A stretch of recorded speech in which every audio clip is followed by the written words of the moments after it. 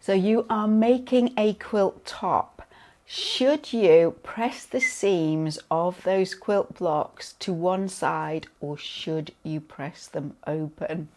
Tricky question.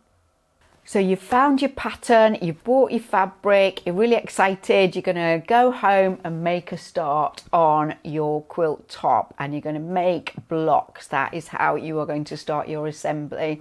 And if you're lucky, you might have some instructions as to how to press your seams and in which direction, but you may not have that.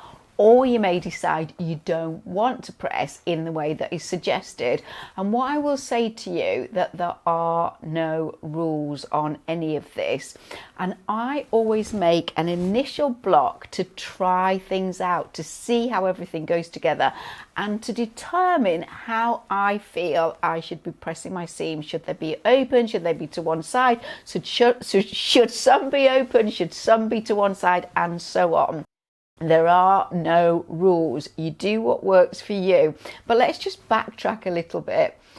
I think there are two reasons why you are told to press the seams to one side. One of them is that most quilters don't do any reinforcing, little back stitch at the end of each seam. They just sew the seam. And if you press the seam open, the seams can start to come undone at either end because they are not reinforced. And if you press the seam to one side, it will hold together slightly better. So that, I think, is one reason you were told to do that. And then you are often told, let's say for example you are sewing a dark fabric to a light fabric, you are often told to press towards the dark fabric so that you don't get the seam shadowing and kind of being seen through the paler fabric. Okay, now what I would say to you is that I don't think either of those things really matter. So what I do is, when I am sewing a seam, and it doesn't matter how short it is, I'll sew 2 or 3 stitches into the seam, so I'm not right on the edge, and I'll do 1 back stitch, and then I'll sew the seam to 2 or 3 stitches from the finished edge, and I will do 1 back stitch. And that means that I haven't created bulk, but I have secured the seam at either end, so I can press it as much as I like, either to one side or open, and it will not come undone. So I think that's a really good habit to get into.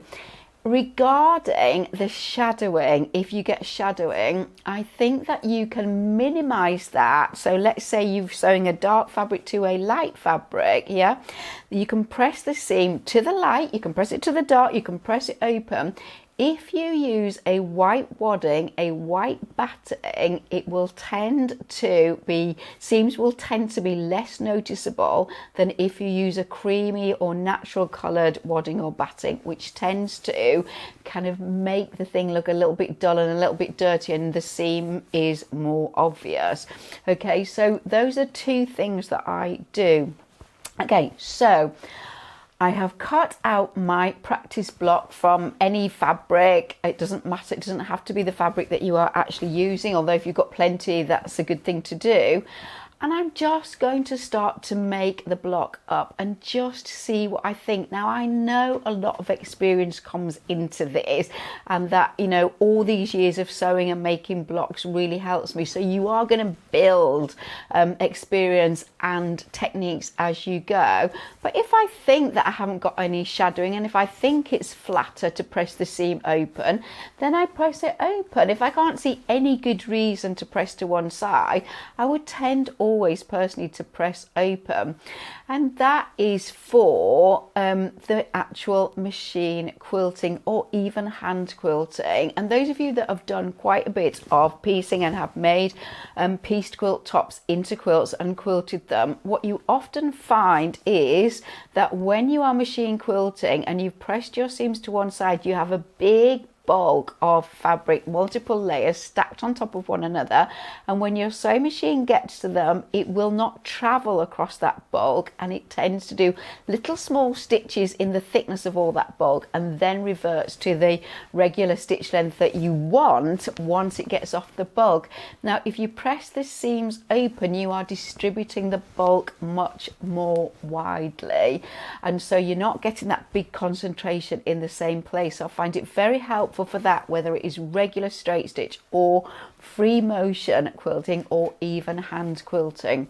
So basically what I'm saying to you is sometimes you'll press to one side, sometimes you will press open. You will develop the knowledge and the skills and which to do when as you progress through your quilting journey, but always make that trial block before you launch into your actual quilt top blocks so that you've got as much information before you start. That's not to say you're not going to change your idea of pressing as you go along, but you'll be much better armed to know what you are going to do before you actually start. So good luck with that. Keep doing what you think, keep learning, and you will find the best way of pressing for you.